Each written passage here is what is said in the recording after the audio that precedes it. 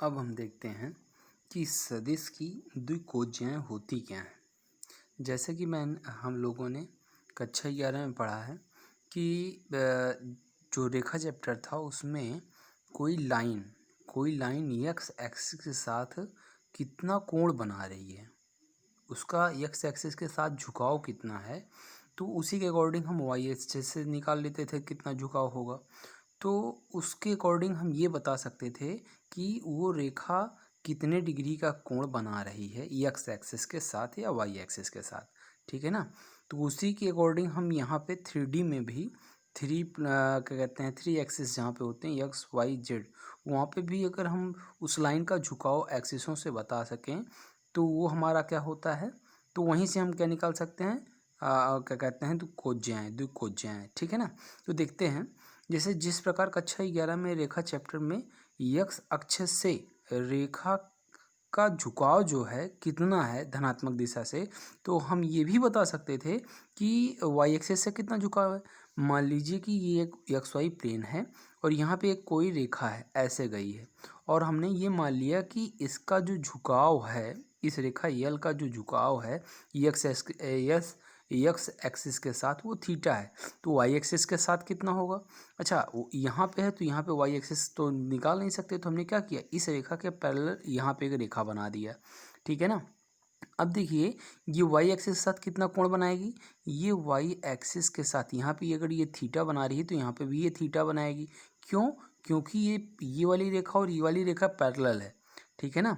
तो यहाँ पे ये अगर थीटा बना रही है तो ये कितना बनाएगी 90 माइनस थीटा। क्यों? क्योंकि ये पूरा का पूरा 90 होता है, चतुर्थांश क्या होते हैं सारे 90, ये भी 90, ये भी 90 और ये भी 90 होता है। अगर ये थीटा है तो ये क्या होगा 90 माइनस थीटा, क्योंकि दोनों को अगर जोड़ेंगे तो हमारा क्या आना चाहिए 90 डिग्री आना चाहिए, ठीक है ना। तो यदि रेखा यल एक्स एक्सिस के साथ थीटा कोण बना रही है और वाई एक्सिस के साथ फिर कितना कोण बनाएगी 90 माइनस थीटा, ठीक है ना। तो इसी प्रकार हम 3D में भी बता सकते हैं कि वो कोण कितना बना रही है। तो देखते हैं 3D में कैसे। देखिए मान लीजिए कि ये कोई 3D प्लेन है, एक्स एक्सिस वाई एक्सिस और ये आपका जेड एक्सिस। ये जेड एक्सिस ऐसे जस्ट परपेंडिकुलर ऐसे ऊपर की ओर खड़ा हुआ है, ठीक है ना। क्योंकि अगर ये आपका 90 है और फिर उसके बाद ये वाला दूसरा, ये अब देखिए यहाँ पे ये 90 दिख नहीं रहा है, लेकिन अगर ये खड़ा होगा तो यहाँ पे ये कोण जो होगा वो आपका क्या होगा 90 डिग्री का होगा, ठीक है ना। तो हम देखते हैं यहाँ पे पोजीशन वेक्टर ओपी। मान लीजिए कोई एक वेक्टर है, इस स्पेस में कोई एक वेक्टर है या कोई एक पॉइंट मान लें क्या है एक्स वाई जेड, तो उसका पोजीशन वेक्टर हम निकाल सकते हैं। पोजीशन वेक्टर कहाँ से क्या होता है, पोजीशन वेक्टर किस उस बिंदु से ऑरिजिन तक की जो क्या कहते हैं डिस्टेंस होता है, डायरेक्टेड जो लाइन होती है, अगर ऑरिजिन से उस पॉइंट पे हम खींच दें और डायरेक्शन दे दें तो ये आपका क्या होता है, इसे बोलते हैं पोजीशन वेक्टर, उस पॉइंट का पोजीशन वेक्टर, ठीक है ना। तो पोजीशन वेक्टर ओपी क्या हो जाएगा, जो पोजीशन वेक्टर ओपी होगा वो क्या होगा एक्स आई कैप प्लस वाई जे कैप और प्लस में जेड के कैप, ये आपका क्या है ओपी का पोजीशन वेक्टर, ठीक है ना। अब हम देखते हैं कि जो ओपी रेखा है ये एक्स अक्ष से वाई अक्ष से और जेड एक्सिस से जो कोण बना रही है वो क्या है, तो वो हमने मान लिया कि एक्स एक्सिस के साथ ये अल्फा कोण बना रही है, वाई एक्सिस के साथ ये बीटा कोण बना रही है और जेड एक्सिस के साथ वो गामा कोण बना रही है। ये आपका जेड एक्सिस है तो यहाँ से ये गामा कोण बना रही है, ठीक है ना। और ये जो अल्फा बीटा गामा कोण बन रहा है सभी एक्सिसों के साथ, इस एंगल को हम क्या कहते हैं, इसको कहते हैं डायरेक्शनल एंगल कहते हैं। इसे क्या बोलते हैं, डायरेक्शनल एंगल बोलते हैं, ठीक है ना। और इन्हीं के जो कौशिक होते हैं या कॉस होते हैं वो क्या होते हैं, डायरेक्शन कोसाइन होते हैं, ठीक है ना। मतलब अगर ये जो कोण, ये जो रेखा है वो एक्स एक्सिस के साथ अगर अल्फा कोण बना रही है, वाई एक्सिस के साथ बीटा कोण बना रही है, जेड एक्सिस के साथ अगर गामा कोण बना रही है।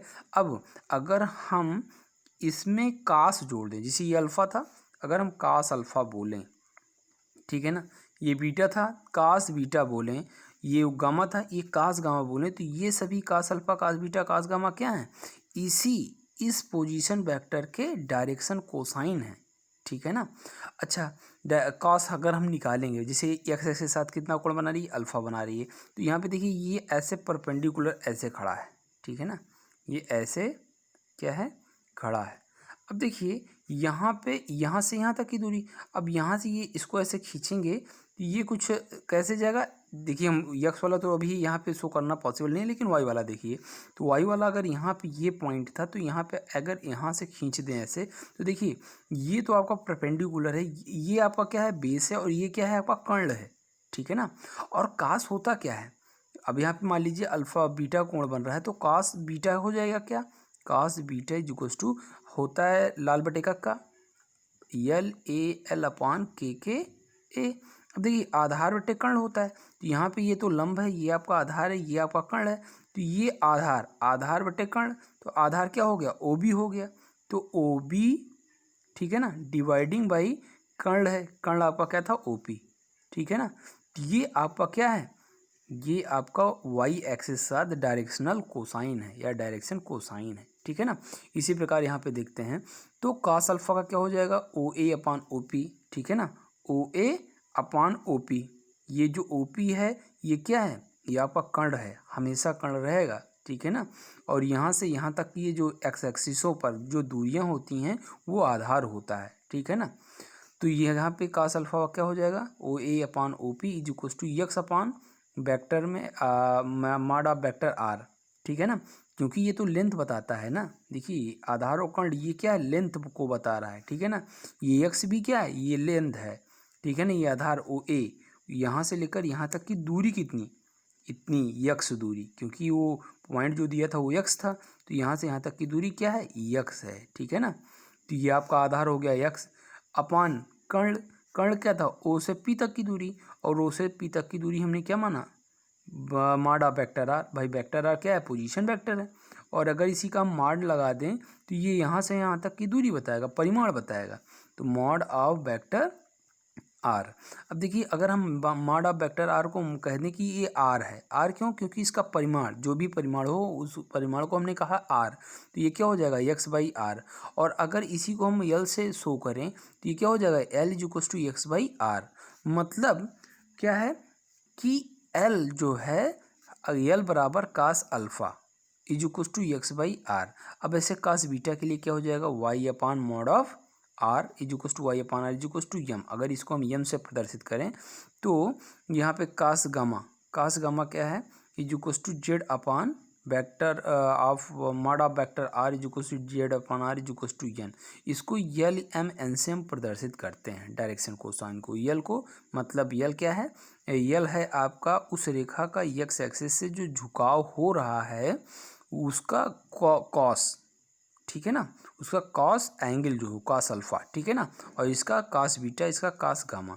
अब इसको हम ऐसे लिख सकते हैं कि l is equals to cos alpha is equals to x by r, ठीक है ना। यल बराबर कॉस अल्फा, ठीक है ना, यही आपका क्या है direction cosine x by R ये जो था। इसी प्रकार m is equals to cos beta is equals to y upon R, और n is equals to cos gamma is equals to z upon R. और देखिए यहाँ पे जो एक्स वाई जेड है, इस एक्स वाई जेड को हम क्या बोलते हैं द्विक अनुपात बोलते हैं, ठीक है ना, डायरेक्शनल रेशियो बोलते हैं। और ये डायरेक्शनल रेशियो क्या है, यहाँ ऑरिजिन से ये चली गई दूरी है, एक्स एक्सिस पे चली गई दूरी, वाई एक्सिस पे चली गई दूरी, और जेड एक्सिस पे चली गई दूरी। मतलब ये जो पॉइंट था ये सारे पॉइंट आपके क्या हैं डायरेक्शन रेशियो हैं। और यहाँ पे अगर ये वेक्टर दिया होता तो ये जो पहले वाले हैं ये आपको क्या कहलाते, डायरेक्शन रेशियो कहलाते। हम इसको एक एग्जांपल की मदद से समझते हैं, देखते हैं। देखिए यहाँ पे सदिश जो आर है vector are is equal to 3i minus 4j plus 2k के द्विक अनुपात तथा द्विक कोज्या हमको ज्ञात करनी है, ठीक है ना। अब देखिए यहाँ पे हमने इसका पोजीशन वेक्टर बना लिया, ठीक है ना, ऑरिजिन से यहाँ पे हमने क्या किया पोजीशन वेक्टर कर लिया।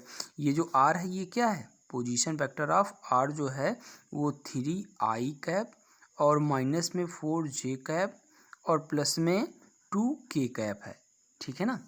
अब देखिए यहाँ पे हम क्या करते हैं सर्वप्रथम कि इसकी तुलना vector are is equal to A I cap plus B J cap plus C K cap से करते हैं, और यहाँ से ए बी सी की वैल्यू निकालते हैं। जब इसकी तुलना करेंगे तो ए के स्थान पे 3 है, 3 बी के स्थान पे देखिए -4 है तो -4, सी के स्थान पे 2 है तो 2 हो जाएगा।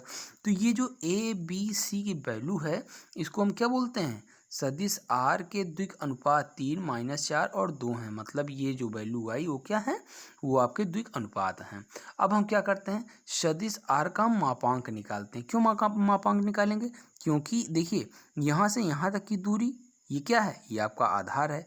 कर्ण क्या है, यहाँ से ये जो आपका क्या कहते हैं वेक्टर, पोजीशन वेक्टर था, इसका मॉडुलस जो निकलेगा वो आपका क्या है, वो कर्ण है। ठीक है ना, तो सदिश आर का मापांक क्या हो जाएगा, यहाँ से निकालेंगे तो 29 आ जाएगा। ठीक है ना, तो सदिश आर के द्विकोजय, सदिश आर ये जो वेक्टर आर था, मतलब इसका जो इसकी जो द्विकोजय आएंगी वो क्या आएंगी, एक्स एक्सिस के अकॉर्डिंग 3/√29। 3 क्यों, क्योंकि ये आपका आधार था और कर्ण क्या था 29। देखिए ये आपका कर्ण था और इसका जब मापांक निकाले तो क्या आया √29। तो यहाँ पे ये हो जाएगा। वाई एक्सिस के अकॉर्डिंग क्या हो जाएगा, -4/√29। ये आपका -4 था वाई के अकॉर्डिंग। अब जेड एक्सिस के अकॉर्डिंग क्या हो जाएगा, 2/√29। 2 ये आपका था, ये 2/29। तो ये आपका क्या हो जाएगा, इस वेक्टर आर की द्विकोज्याएं। ठीक है ना, ये आपकी द्विकोज्याएं हो जाएंगी और ये जो 3 - 4 और 2 आया था ये आपका क्या हो जाएगा, द्विक अनुपात या डायरेक्शन रेशियो। ठीक है ना, अब हम देखते हैं कि डॉट प्रोडक्ट क्या होता है, बिंदु गुणन होते क्या हैं।